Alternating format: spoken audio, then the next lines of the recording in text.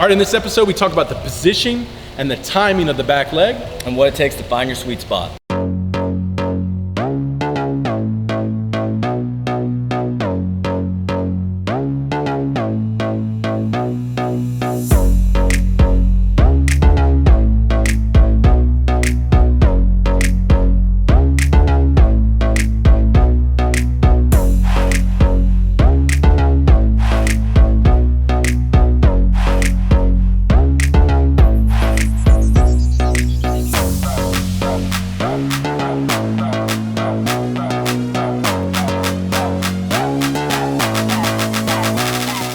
All right, Brent Porcio, Stephen Godani here at the @TopVelocity #PitchingTips show, where you go to Twitter, Facebook, Instagram, and @TopVelocity #PitchingTips. You ask us the question, anything on pitching or anything we do here at Top Velocity, and we answer it on the show like we're going to do here today. So what's our question for today?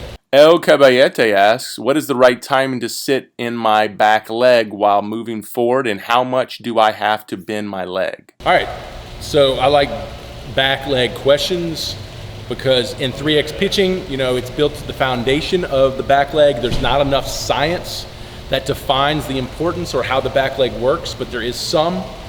But in the experience of teaching 3X and the experience of implementing 3X in my career, where I was able to get low to mid-90s post-surgery, and the experience of reading the studies that actually have defined the drive leg, we've talked about this before, but we have to take the hips forward and down at the same rate. Looks just like that. Because what that does is it adducts the drive leg, which takes the force vector. What's the force vector? Ankle to knee. And I've dropped this word before, force vector, and I get a lot of people wanting to tune out. Just because it's a new word, not a reason to tune out. It's simple. It's your angle of force or your vector of force. So wherever I push off the legs, wherever my ankle to knee is pointing, that's where the force is going. So it's important to pitching, because we start pushing force off the drive leg. So our force vector, ankle to knee, has to be pointing where we want to go, which is towards the target. So we got to get it as linear as we can. So, of course, hips forward and down at the same rate. Force vector goes linear.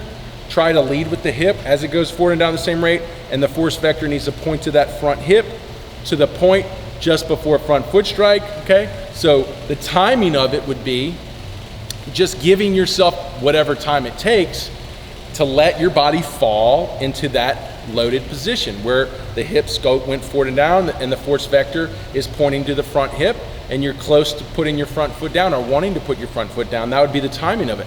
Now, how do you speed up that timing if someone's on base? You make sure your feet are more spread apart when you come set. So when you lift your leg, your hip is a little bit farther from your drive leg. That just means you fall faster. If you lift and you bring your hips back up over the rubber, you're gonna fall slower. So you can play with the speeds of how you go forward and down the same rate. Ideally, going faster would support momentum and time to the plate with a runner on base. But understand that the faster you go, the more athleticism you have to have in your body, specifically your lower half, to handle and control that to get what we want at front foot strike. On top of that would be, the second part of the question was flexion. How do we flex the leg? That's a good question. Because in taking the hips forward and down the same rate aligns the force vector, so that gives us the angle of force, but how do we get the force? And that's in flexion. That's when we bend the knee, okay? And we bend the ankle, dorsiflexion, and we bend the hip flexor, okay? How far do we bend it? That is a good question, and I'll talk about the sweet spot. What's the sweet spot? It's the spot that you can get to personally. You, individually, how much flexion can you get in that drive leg to where you can maximize force production and you reach your optimal level. So that would be your sweet spot. So the best way to understand that would be, let's say in a vertical jump. When I go to jump, okay, I'm not going to keep my knees locked out and jump as high as I can, right? I'm not going to also sit on the floor and then try to jump up. I'm gonna find a spot in between where I can get the most power through that flexion to jump as high as I can. The same thing's gonna happen with the drive leg. As my hips move forward and down the same rate, I'm gonna flex dorsiflexion, ankle, knee flexion, hip flexion, as much as I possibly can to where I can reach the level of maximizing force production as I go through extension, or what we call triple extension, or the extension of the ankle, knee, and hip flexor in the 3X pitching program. So that is really, really what has to happen. We have to find the sweet spot in flexion. We have to get the linear force vector following the hip as it moves forward and down the same rate. And everyone's gonna have a different place based on what you can handle. More explosive lower half guys will be able to get lower, farther out, move farther faster. Not as explosive lower guys are gonna have to slow it down a little bit, not get as much flexion. At the same time too, you're not gonna be able to generate as much force as those more explosive guys. Anything you wanna add to that? Yeah, so going into it, like I understand like you guys are wanting like the questions about like how to load your leg, all the mechanic stuff with that, but really, like Brent's saying, how it's unique to each person, like you need to be able to find where you hit your sweet spot. And you're not gonna be able to find that if you don't have the power, first of all. And second of all, you have to know how to do the drills to see how to push as much force as you can out of that leg. So if you don't have the power and you're just trying to like come on and be like, hey, like how do I do it? How do I load the mechanics? Like that's not the way it works. So first you need to be developing that power, and then you kind of need to move on to, okay, now I'm gonna start doing the drills and start seeing how do I maximize that power. And that's like, it's like jumping. Like when people are training to do like a vertical jump, like or be a good like a good dunker, like in basketball or something, like you find the efficiency of where you jump, where you're the most efficient. Like he's saying, the people have the counter movement in the jump. Like you don't want to go all the way down. You don't want to just go down like a little bit. You find where you can produce the most, as much force as you can. So it's the same way, like in the drills. You're finding your sweet spot of where you can produce as much force as you can and put it into the ball. So I think you just have to look at it from the standpoint of, okay, first I need to have the power, then I can kind of start getting into how do I maximize that power in my delivery.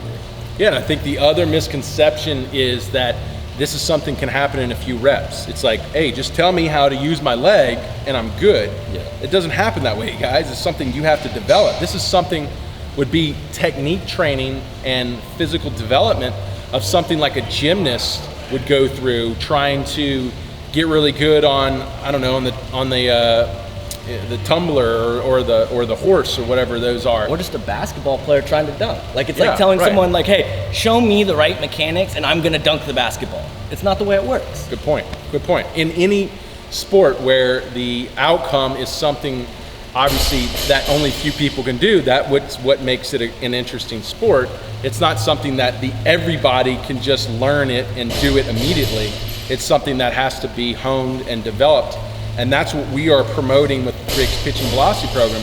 And that's where we get frustrated, because a lot of guys that come to us wanting to know more thinks for some reason, and I really feel like this has a lot to do with the mentalities of baseball, that it's just something we can quickly give to them and they can go and do it and that's all they need. And that's not the way it works. Unfortunately, I don't care what level you're at. If you don't do this well, or if you found a way in your career to work around it and now it's starting to become a problem, it's not gonna happen quickly. This is something you have to develop. Developing, yeah, you could find your sweet spot right now, but it's probably not gonna be what you want. I'm talking about a sweet spot of a high velocity pitcher. That's gonna take the time to develop, where you can get some serious flexion in your leg as you move quickly into that loaded position, coming out of your leglets with good momentum forward and down at the same rate, line that force vector. Do that like a high velocity guy. That's gonna take time, guys. That's gonna take more than a few weeks. That's not gonna happen in your season. That might not happen in your off season. That might take a career to master. But if you love this game and you wanna play at the top level, that's the kind of commitment that you have to it if you wanna make it happen. All right, so that was a good question. So if you got a question, go to Twitter, Facebook, Instagram, @TopVelocity, #pitching tips. Ask your question, and we're gonna answer on the show. And like we say, if you wanna learn more about the 3X Pitching Velocity Program, come down to a 3X Velocity camp, do the online course, get the program, whatever it takes. Follow up topvelocity.net, learn more. And we'd love to answer any other questions you have. But at the same time too, watch more of these videos. That's why we're doing them. We want you to learn more about what we've learned and what we do really well, and why we've had so much success training athletes to reach their goals and their velocity. And we want to do the same thing for you. So go out there, ask your questions, learn more about what we're doing at topvelocity.net. We'll see you on the next episode. Boys.